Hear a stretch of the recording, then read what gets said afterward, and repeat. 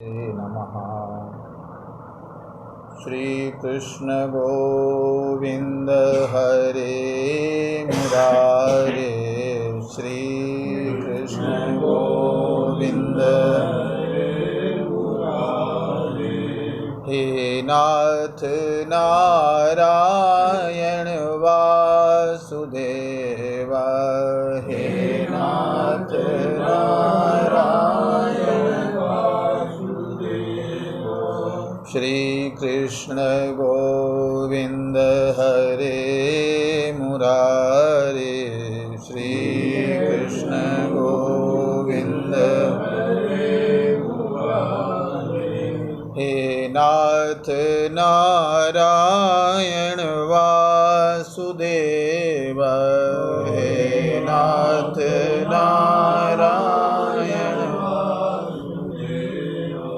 श्री कृष्ण गोविंद हरे मुरारे, श्री कृष्ण गोविंद हरे मुरारे, हे नाथ नारायण वासुदेव, हे नाथ नारायण श्री कृष्ण गोविंद हरे मुरारे, श्री कृष्ण गोविंद हरे मुरारे, हे नाथ नारायण वासुदेव, हे नाथ नारायण श्री कृष्ण गोविंद हरे मुरारे, श्री कृष्ण गोविंद हरे मुरारे, हे नाथ नारायण वासुदेव, हे नाथ नारायण श्री कृष्णचंद्र भगवान की जय। मात्रा स्पर्शास्तु कौन्तेय,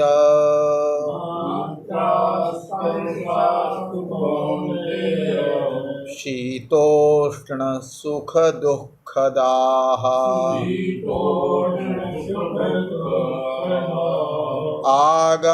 आगमापायिनो नित्यास्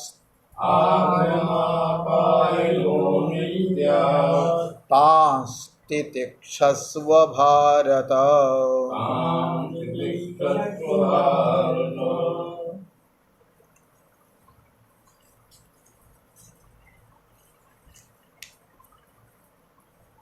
कल के प्रसंग में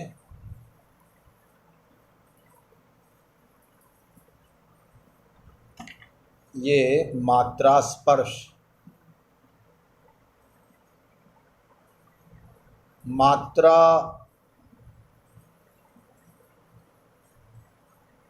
शब्द के दोनों ही अर्थ किए हैं। मात्रा का अर्थ टीकाकारों ने विषय भी किया है और मात्रा का इंद्रियां भी किया, दोनों ही अर्थ किए हैं।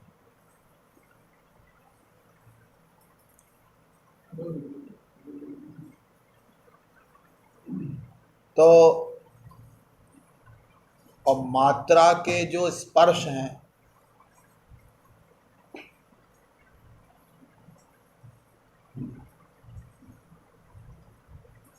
भगवान आदि शंकराचार्य ने स्पर्श शब्द का विषय भी अर्थ किया है और स्पर्श शब्द का संयोग अर्थ भी किया, दोनों ही अर्थ किया। मात्राणाम स्पर्शाः, मात्राओं का इंद्रियों का जो विषयों के साथ स्पर्श है, संयोग है, ये अर्थ है। और ये भी अर्थ किया है कि मात्रा स्पृश्यन्ते इति स्पर्शाः विषया, और मात्रा हो गई इंद्रियां। तो दोनों अर्थ।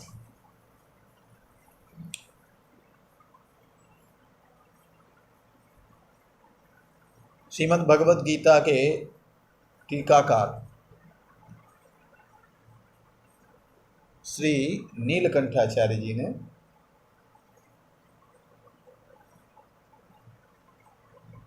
मात्रा का अर्थ किया है प्रमाता। मात्रा प्रमात्रासह, ये अर्थ कर रहे हैं।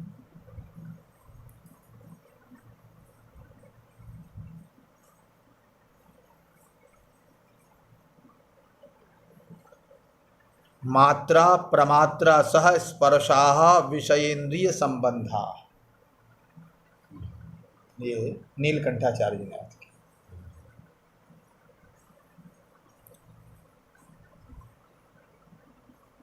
मात्रा का अर्थ है इंद्रियां, और इंद्रियों का प्रमात्रा सह स्पर्शा, प्रमाता के साथ जो स्पर्श है। तो यहां प्रमाता का अर्थ है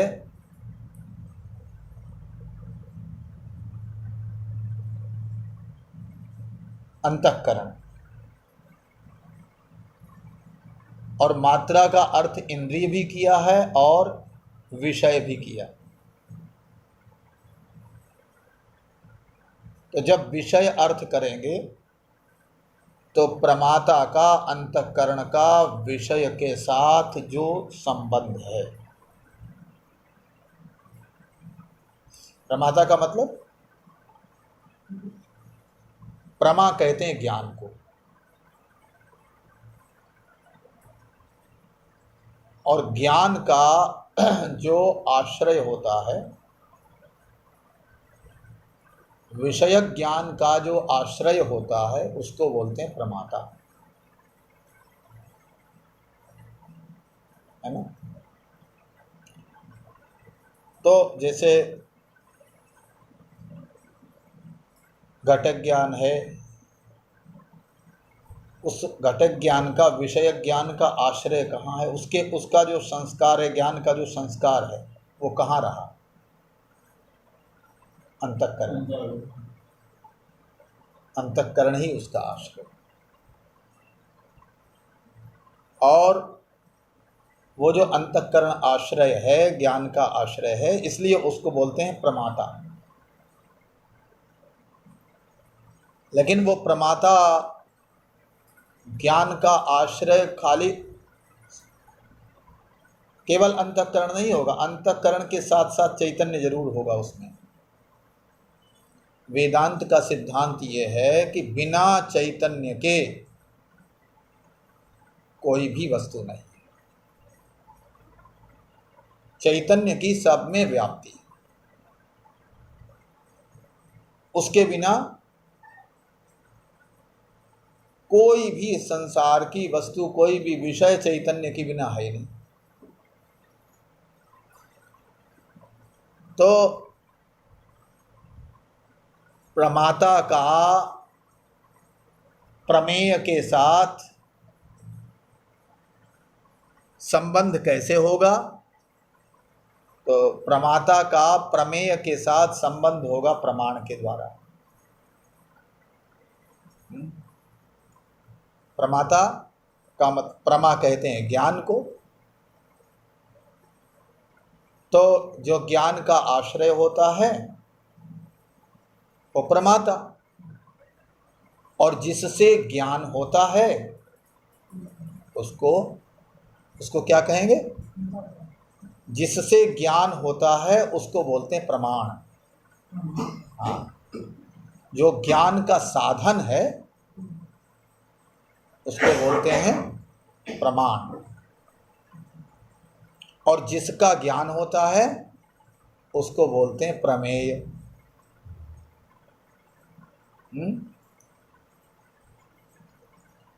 तो जिसको ज्ञान होता है या ज्ञान का जो आश्रय है उसको कहते हैं प्रमाता, और जिससे ज्ञान होता है उसको बोलते हैं प्रमाण, और जिसका ज्ञान होता है उसको बोलते हैं प्रमेय। ये इस प्रकार से विभाग होता है। अब प्रमाता जो अंतःकरण है वो ज्ञान का आश्रय कैसे बनता है, अंतःकरण में प्रमातृत्व कैसे आता है? तो अंतःकरण से एक वृत्ति उठी, और वो वृत्ति उठी धारा, जैसे गंगा जी की धारा होती है ना, एक धारा फिर दूसरी फिर तीसरी लहर उठती, तो वैसे ही अंतःकरण में लहरें उठती। तो एक वृत्ति उठी और वो आँख के रास्ते से, नेत्र के मार्ग से सामने वाली वस्तु पर पहुंच गई। दीवाल पर, घट पर, मनुष्य पर, जो सामने है उस पर वो वृत्ति उस इंद्रिय के माध्यम से पहुंची, और जब वहां पहुंची तो वो विषय जिस आकार का हुआ उसी आकार की वो अंतःकरण की वृत्ति बन गई। जैसे घड़े पर पहुंची तो घड़े के आकार की बन गई, कपड़े पर पहुंची तो कपड़े के आकार की बन गई। तो जिस विषय पर वो वृत्ति जाएगी, और जाएगी तो किसके माध्यम से जाएगी? इंद्रिय के माध्यम से। इंद्रिय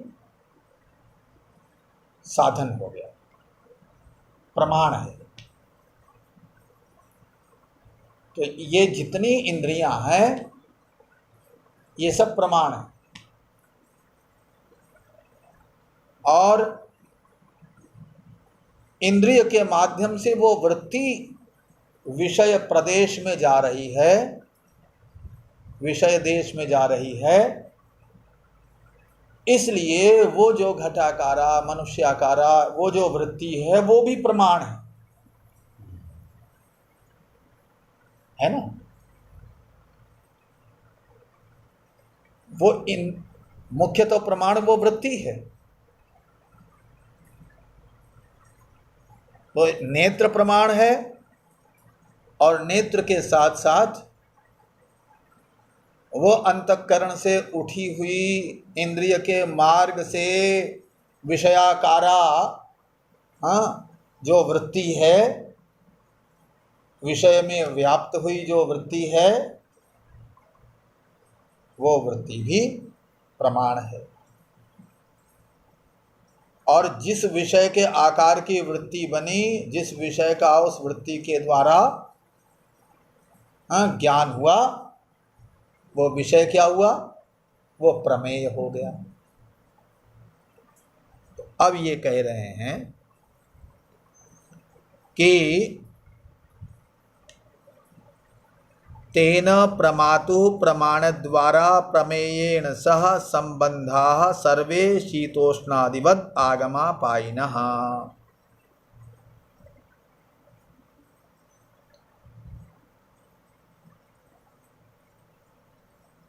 तो प्रमाता का प्रमाण के द्वारा प्रमेय के साथ जो संबंध है वो संबंध शीतोष्ण के समान आगमा पाई है। ये इस तरह से अर्थ कर रहा है,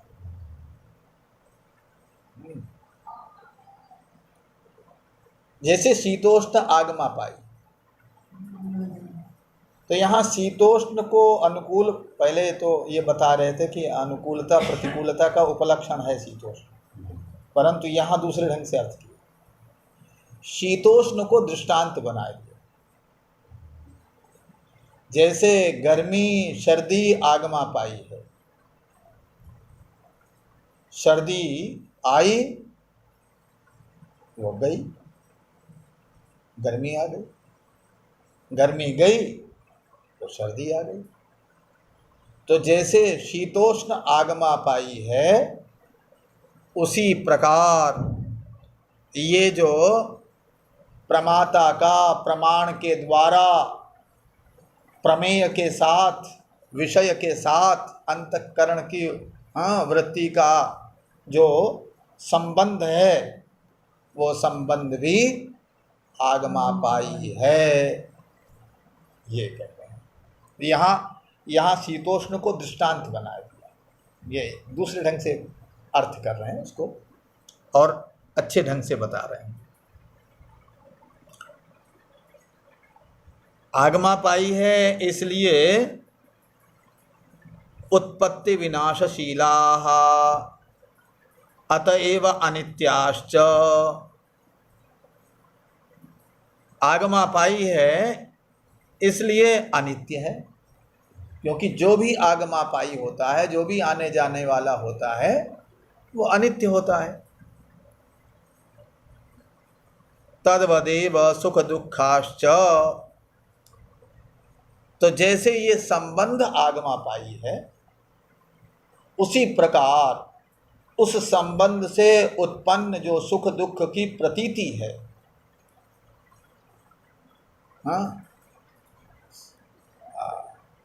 भाई इंद्रिय के द्वारा जब विषय के साथ संबंध हुआ, तो संबंध होने से अनुकूलता की प्रतीति हुई और उससे सुखानुभूति हुई। तो वो सुखानुभूति भी, वो जो सुख है वो भी आगमा पाई है, वो भी अनित्य है। और वो जो दुख है वो भी संबंध जन्य होने के कारण, संबंध अनित्य है इसलिए वो दुख भी अनित्य है, ये कह रहे हैं। अतस्तान तितिक्षस्व, इसलिए उन सुख दुखों को सहन करो। हाँ, उनको सहन ही करना। यहाँ एक बड़ी अच्छी बात बता रहे थे एक महात्मा, कह रहे थे कि इंद्रिय का विषय के साथ संबंध तो हो नहीं है,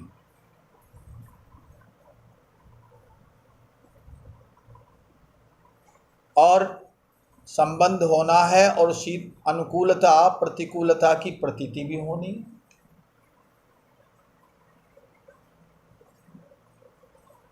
तो अब प्रतिकूलता की अनुकूलता की प्रतीति होनी है, तो अब क्या करें? बोले सहस्व, उसका उपचार एकमात्र सहन करना ही है। तो लाभ क्या होगा? तो कहते हैं सहन करने से जो विषय बहुत प्रतिकूल लग रहा है, वो सहन करते करते उसकी प्रतिकूलता समाप्त हो जाती है। जो विषय प्रतिकूलता की प्रतीति करा रहा है, वो बहुत समय तक उसको, उसकी प्रतिकूलता को सहन करने से वो विषय प्रतिकूलता प्रदान करने में सक्षम नहीं रहता। इसका उदाहरण है, जैसे आप बद्रीनाथ गए नहीं गए? बद्रीनाथ में तप्त कुंड है, हम लोग खूब स्नान करते थे वहाँ।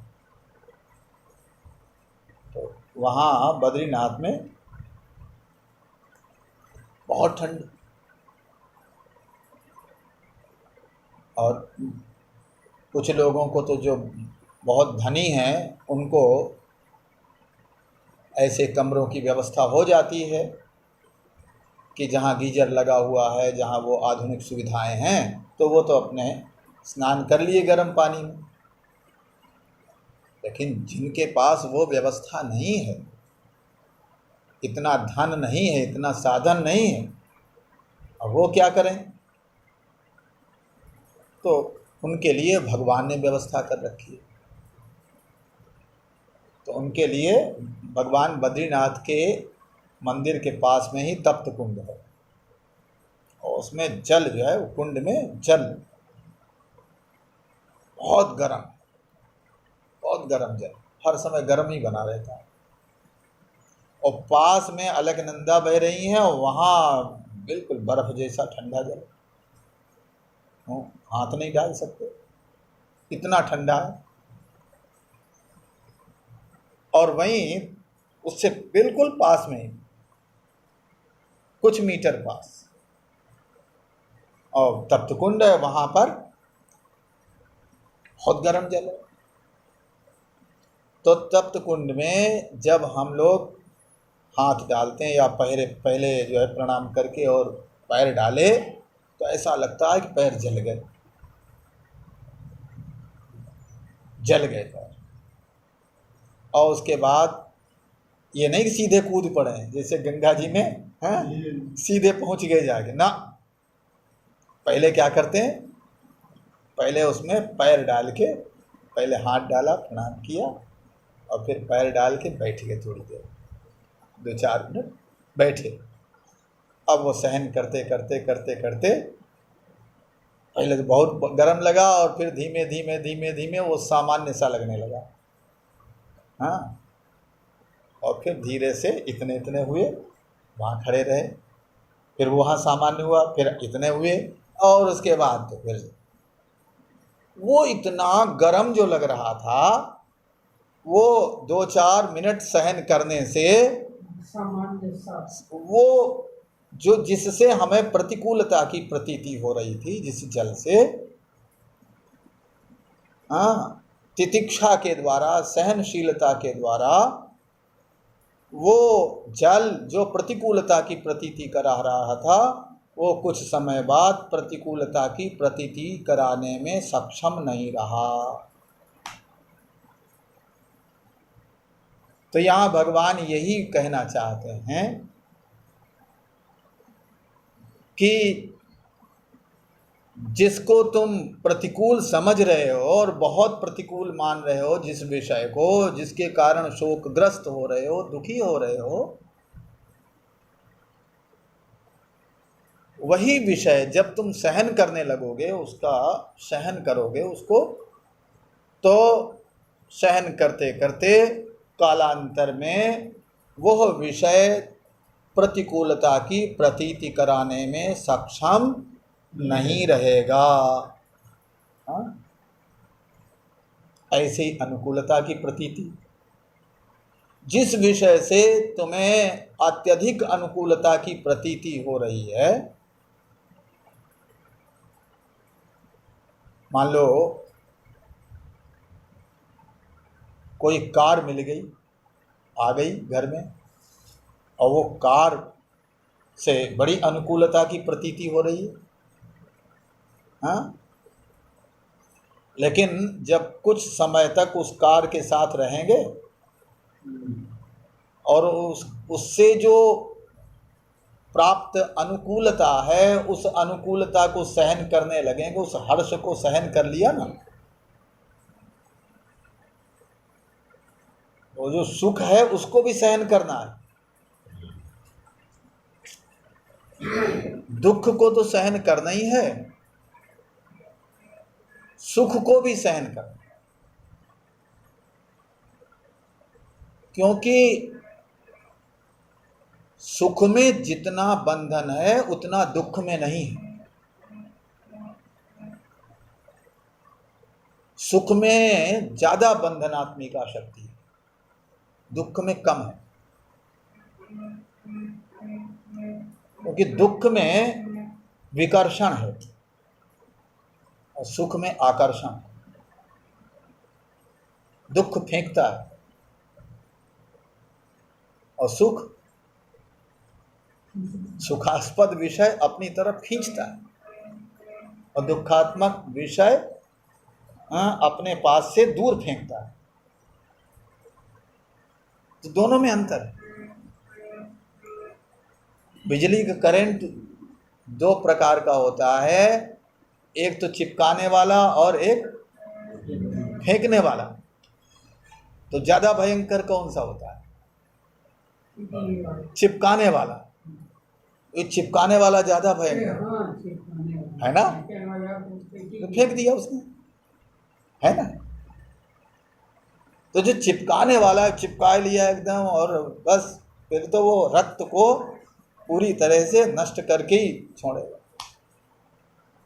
वो ज्यादा भयंकर। ऐसे ही ये जो सुख है ये चिपकाने वाला है, इसमें आकर्षण है, और दुख में विकर्षण है ना। तो सुख में आकर्षण है, इसलिए उसमें ज्यादा बंधन है। इसलिए भगवान ये नहीं यहाँ कह रहे हैं कि केवल दुख को ही सहन करना है। मात्रा स्पर्शास्तु कौन्तेय शीतोष्ण सुख दुःखदाः आगमा पाइनो नित्यास्तितिक्षस्व स्तितिक्षस्व भाव। तान, वो शीतोष्ण और सुख दुख सबको ले लिया तान पद से, केवल दुख नहीं, हाँ सब ले लिए। तो इसलिए यहां पर जैसे दुख को सहन करना है, दुखात्मक विषय को, दुखास्पद विषय को सहन करना है, वैसे ही सुखास्पद विषय को भी सहन करना। तो अनुकूलता प्रदान करने वाला विषय जिसको पाके हमारे मन में हर्ष हो गया, सुख की प्रतीति हुई और सुख से हर्ष हो गया, रोए खिल गए, आंखें खिल गई, उसको भी सहन करना है। कई लोग हर्ष को सहन नहीं कर पाते हैं, सुखास्पद विषय को पाके इतने खुश हो जाते हैं, इतने प्रसन्न हो जाते हैं, उनको सहन नहीं होता तो कई बार तो हार्ट फेल हो जाता है ना। दुखास्पद विषय में तो कदाचित लोग जो हैं ढांढस बंधाते हैं या रुबाए देते हैं, किसी प्रकार से उसको सहन करने की क्षमता आसपास के पड़ोसी लोग और लोग जो हैं वो प्रदान करते हैं, वो सहयोग भी मिलता है। लेकिन जो सुखास्पद विषय है और उससे जो हर्ष मिला है, उसको सहन करने में स्वयं की क्षमता ही बनानी पड़ेगी, है ना। वहाँ कोई पड़ोसी, कोई सहायक सहयोगी व्यक्ति भी काम नहीं आता। हर्ष को सहना तो स्वयं है। तो इसलिए भगवान कहते हैं तास तितिक्षस्व भारत। अब यहाँ कह रहे हैं कि हे कौन्तेय, हे भारत, उत्तम वंशत्वेन धीरत्वम अस्य सूचयति। हे भारत, भारत शब्द का अर्थ है उत्तम वंश में तुम उत्पन्न हुए हो, कुंती नंदन हो। कुंती ने तुम्हें देवता से वर के रूप में प्राप्त किया है। तुम देवांश हो। तो ये सुख दुख आदि द्वंद्वों को सहन करने की क्षमता तुम में ही हो सकती है, और किसमें होगी? तुम नहीं सहन करोगे तो और कौन सहन करेगा? हाँ, ये कौन्तेय भारत से यहाँ संकेत दिया जा रहा है।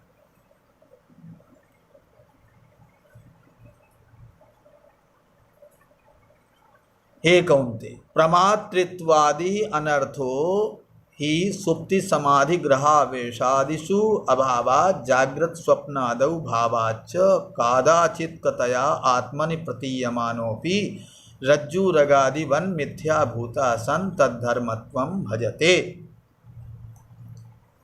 अब यहाँ आगमा पाई कैसे है, ये संबंध और संबंधजन्य सुख दुख है ना, अंतःकरण की वृत्ति का विषय के साथ संबंध और उस संबंध से उत्पन्न शीतोष्णादि की प्रतीति, अनुकूलता प्रतिकूलता की प्रतीति, सुख दुख की अनुभूति, ये अनित्य कैसे है, आगमापाई कैसे है, इस बात को बताया। तो कहते हैं प्रमातृत्वादि अनर्था, ये प्रमातृत्व आदि अनर्थ, प्रमातृत्व आदि अनर्थ का मतलब प्रमाता में रहने वाला जो धर्म है उसको बोलते हैं प्रमातृत्व। प्रमाता कौन? अंतःकरण। अंतःकरण में रहने वाला धर्म क्या है? अनुकूलता प्रतिकूलता की प्रतीति, सुख दुख की अनुभूति। तो ये जो सुख दुख की प्रतीति हो रही है, अनुकूलता प्रतिकूलता की प्रतीति हो रही है, हाँ, ये किसका धर्म है? ये अंतःकरण है। सुख दुख अंतःकरण के धर्म है, प्रमाता के धर्म। अनुकूलता प्रतिकूलता ये विषय न तो अनुकूल है न प्रतिकूल है, इंद्रियां न तो अनुकूल है न प्रतिकूल है। इंद्रियां अनुकूल प्रतिकूल नहीं, विषय अनुकूल प्रतिकूल नहीं, क्योंकि कोई विषय कभी अनुकूल होता है कभी प्रतिकूल होता है। तो न तो विषय अनुकूल प्रतिकूल है और न इंद्रियां अनुकूल प्रतिकूल हैं। क्या है अनुकूल प्रतिकूल? विषय और इंद्रियों के साथ जब संबंध हुआ तो उस संबंध से अंतःकरण में अनुकूलता प्रतिकूलता की, सुख दुख की प्रतीति हुई। तो ये धर्म किसका है? अंतःकरण, प्रमाता का धर्म हुआ, अंतःकरण का धर्म हुआ। अब ये जो धर्म है सुख दुख अनुकूलता प्रतिकूलता, ये जो धर्म है ये आत्मा में कभी प्रतीत होता है कभी प्रतीत नहीं होता है। देख लो कब प्रतीत होता है कब नहीं प्रतीत होता है। आप देखो जब गाढ़ी नींद में सो जाते हैं तो प्रतीत होता है सुख दुख, तब अनुकूलता प्रतिकूलता प्रतीत होती। हाँ, गाढ़ी नींद में सो गए, सुप्ति समाधि, मान लो समाधि में जो समाधिस्थ महापुरुष है उसको ना अनुकूलता, कितनी गर्मी हो कितनी भी सर्दी हो, लेकिन वो जो समाधिस्थ व्यक्ति है उसको गर्मी सर्दी की प्रतीति होती नहीं, अनुकूलता प्रतिकूलता की प्रतीति होती नहीं। तो सुप्ति और समाधि, सुषुप्ति में और समाधि में आत्मा में सुख दुख की प्रतीति नहीं होती।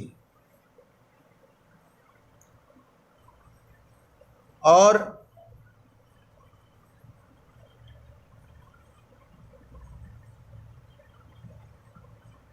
ग्रहावेशादिषु, एक और उदाहरण दिया, किसी ग्रह का आवेश हो गया, मान लो किसी पर भूत प्रेत आ गया,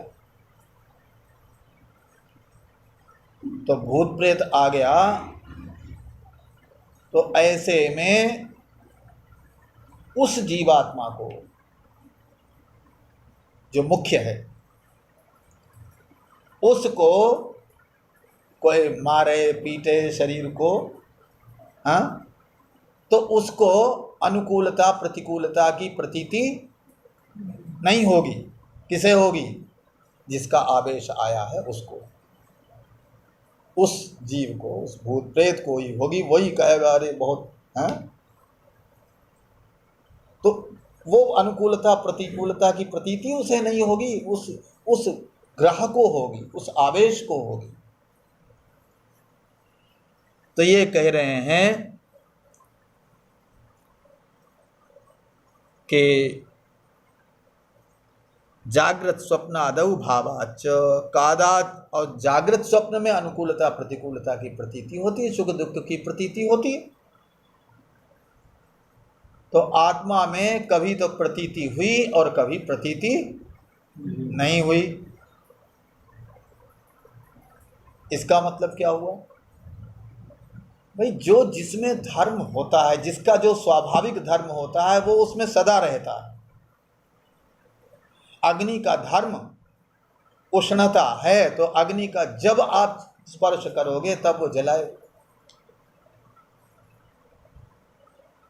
बर्फ का धर्म शीतलता है, तो उसे आप जब छुओगे तो आपको उससे शीतलता का अनुभव होगा। तो जिसका जो धर्म होता है वो उसमें सदा रहता, ये नहीं कि कभी रहता कभी नहीं रहता। यदि सुख दुख आत्मा के धर्म होते, यदि अनुकूलता प्रतिकूलता आत्मा के धर्म होते, तो सुप्ति प्रसुप्ति में, सुसुप्ति में और समाधि में और ग्रहावेश में भी उनकी प्रतीति होती, क्योंकि आत्मा तो वहाँ समाधि में भी आत्मा रहता है, गाढ़ निद्रा में भी आत्मा रहता है, ग्रहावेश में भी आत्मा रहता है।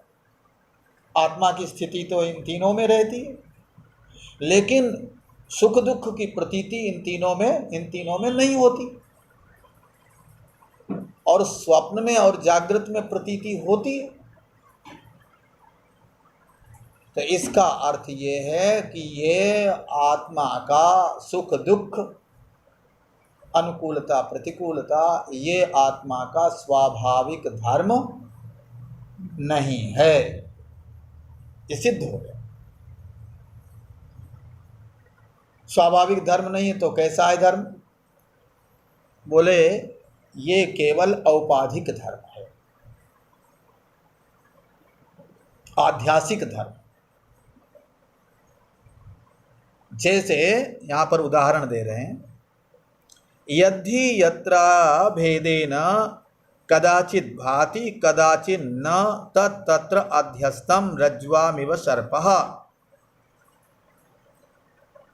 प्रमातृत्वादि अनर्थो हि सुप्ति समाधि ग्रहावेशादिषु अभावात् जागृत स्वप्नादौ भावाच्च कदाचित् कादाचित् कतया आत्मनि प्रतीयमानोऽपि। जैसे रस्सी में सर्प की प्रतीति, रस्सी में सांप कभी दिखता है कभी नहीं दिखता, कभी प्रतीत होता है सांप और कभी अंधेरा है, हल्का हल्का प्रकाश है, और भ्रांति के कारण उस रस्सी में सांप की प्रतीति होने लगी, भय हो गया, डरने लगे, भागने लगे। और कोई व्यक्ति आया, उसने कहा कहाँ है सांप, दिखाओ तो हमें। और वो टार्च ले आया और जैसे उसने टार्च जलाई, अरे सांप नहीं, ये तो रस्सी है। अब उसको उसमें सांप की प्रतीति हो ही नहीं रही है। कहता अरे ये तो रस्सी है, बेकार में ही डर रहे थे। तो एक समय उसमें प्रतीति हो रही है, एक समय उसमें प्रतीति सांप की नहीं हो रही है। इसका मतलब क्या हुआ? उस रस्सी में सांप है नहीं है।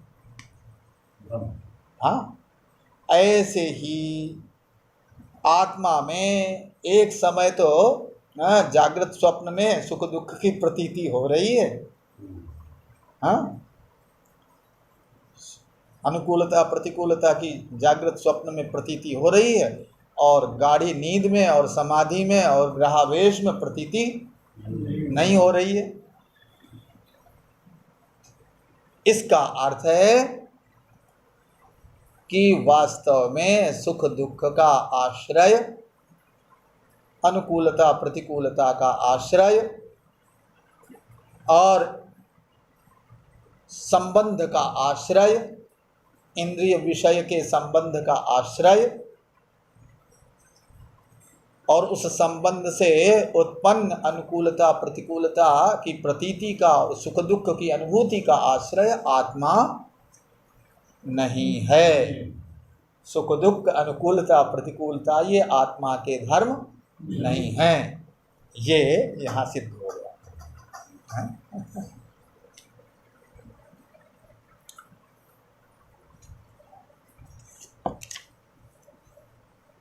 प्रमात्र अधिश्च प्रतीति प्रत्यग भेदेन कदाचित भाति अतो मिथ्या।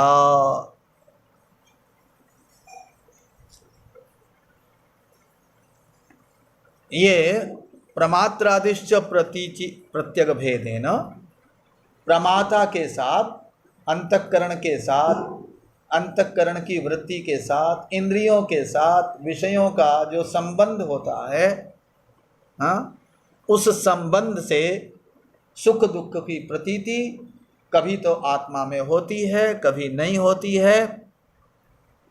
इसलिए ये जो सुख दुख की प्रतीति है, ये जो अनुकूलता प्रतिकूलता है, सुख दुख है, हाँ, और विषय और इंद्रियों के जो संबंध हैं और इंद्रियां और विषय हैं, ये सब क्या है? बोले ये सब मिथ्या हैं। मिथ्या, मिथ्या का मतलब, मिथ्या का लक्षण किया है स्वाभावे स्वाभावाधिकरणे भासमानत्वम। हाँ, ये मिथ्या का लक्षण किया है वेदांत में, स्वाभावाधिकरणे भासमानत्वम। स्व के अभाव के अधिकरण में जो प्रतीत होने वाला है वो मिथ्या है। हाँ, अब इसको घटाते हैं। स्व से, स्वपद से हमने ले लिया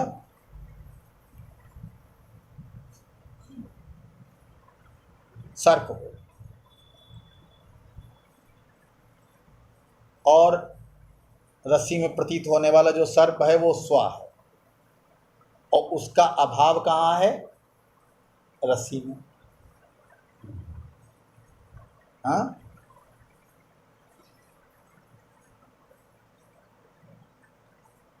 और उस अभाव का अधिकरण कौन हुआ? रस्सी।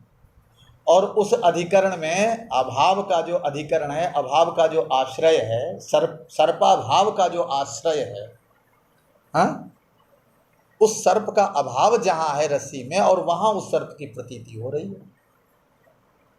हाँ, तो सर्पाभाव के आश्रय में, हाँ, जिस विषय की सर्प की प्रतीति हो रही है वो सर्प क्या है? मिथ्या। हाँ, ये मिथ्या का लक्षण। मिथ्या का मतलब ये नहीं है कि जो प्रतीत ही न हो।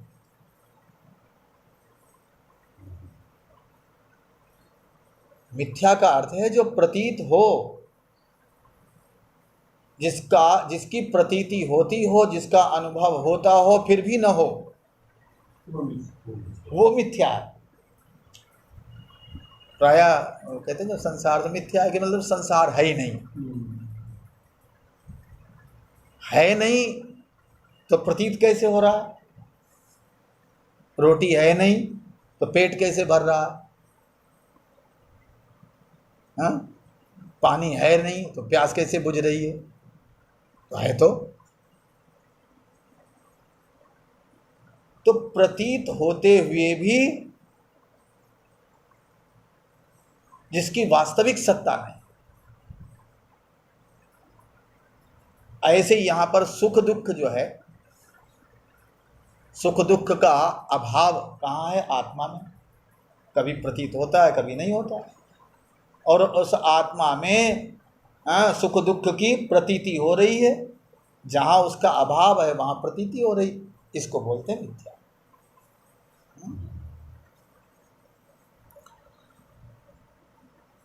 तो ये कह रहे हैं तेन प्रतीचि प्रमातृ संबंध एवं नास्ति। इसलिए प्रतीचि, प्रतीचि का मतलब प्रत्यगात्मा, जो सबके भीतर बैठा हुआ है, अन्नमय प्राणमय मनोमय विज्ञानमय आनंदमय, सबका सबके भीतर, सबके साक्षी के रूप में, सबका निषेध करने के बाद जो प्रत्यगात्मा अवशिष्ट रहता है, शेष रहता है, वो सबका अवधिभूत जो आत्मा है वो प्रत्यगात्मा है। और प्रत्यगात्मा का प्रतीचि जो प्रत्यगात्मा है उसका प्रमातृ संबंध, उसका जो प्रमाता के धर्म के साथ जो संबंध है या अंतःकरण के साथ जो संबंध है, हाँ, अहम सुखी अहम दुखी, हाँ, ये मेरे अनुकूल है, ये मेरे प्रतिकूल है, मैं सुखी हो गया, मैं दुखी हो गया, तो ये क्या हुआ? आत्मा में सुख दुख की प्रतीति हो रही ना।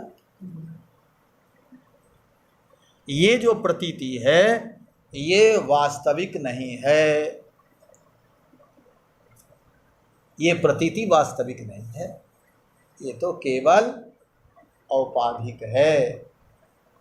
और जो औपाधिक है अंतःकरण का धर्म है, आत्मा का धर्म नहीं है, और उसको तुमने अपना धर्म मान के और उसके कुचक्र में फंस के तुम शोकग्रस्त हो रहे हो, दुखी हो रहे हो। तो ये समझ के कि ये हमारे धर्म नहीं है, ये समझ के तितिक्षस्व, हाँ, ये जो सुख दुख हैं इनको अपने से अलग करके, सुख दुख जहाँ पैदा हो रहे हैं उस अंतःकरण को अपने से अलग करके, हाँ, और जिनसे पैदा हो रहे हैं उसको अपने से अलग करके, उस संबंध को अपने से भिन्न करके देखो और अपने स्वरूप में, आत्मा स्वरूप में प्रतिष्ठित हो जाओ। ये भगवान इस श्लोक के माध्यम से कह रहे हैं। बोलो श्री कृष्णचंद्र भगवान की जय। श्री कृष्ण गोविंद हरे मुरारे, हे नाथ नारायण वासुदेव। श्री कृष्ण गोविंद हरे मुरारे, हे नाथ नारायण वासुदेव। श्री कृष्ण गोविंद हरे मुरारे, हे नाथ नारायण वासुदेव। श्री कृष्ण गोविंद हरे मुरारे, हे नाथ नारायण वासुदेव। बोले श्री कृष्णचंद्र भगवान की।